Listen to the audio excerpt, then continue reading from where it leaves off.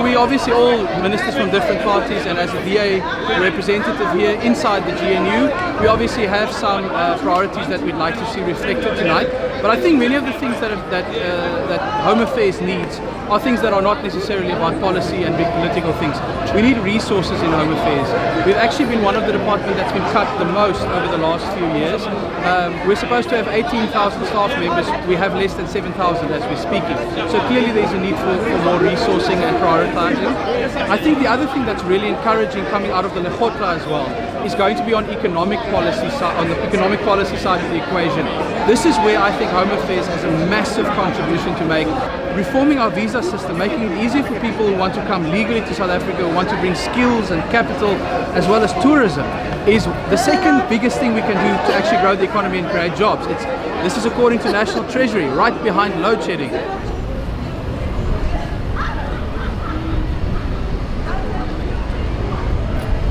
The expectations for the president's speech is what is the direction of the country, how we're going to deal with the challenges confronting the country, how to bring civil society and business, and the contribution of all South Africans to make South Africa a better place.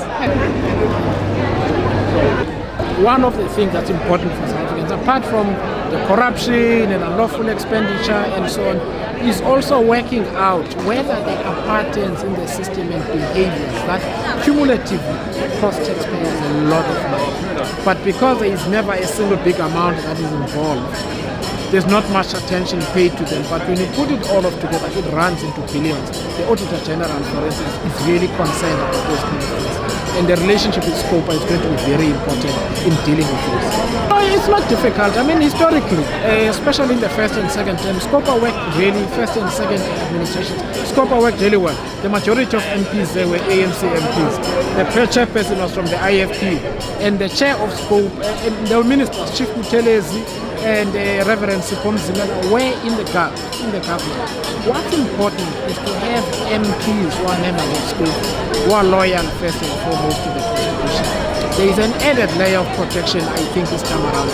No party has a majority in SCOPA. We all have to cooperate, to work together, to produce outcomes that Parliament can own and also that South Africans can be proud of.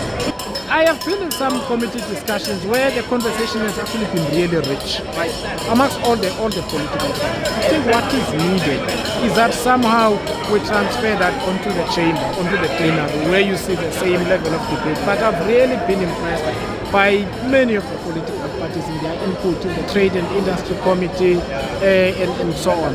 And I think we will get somewhere. There is a sense that something has to change.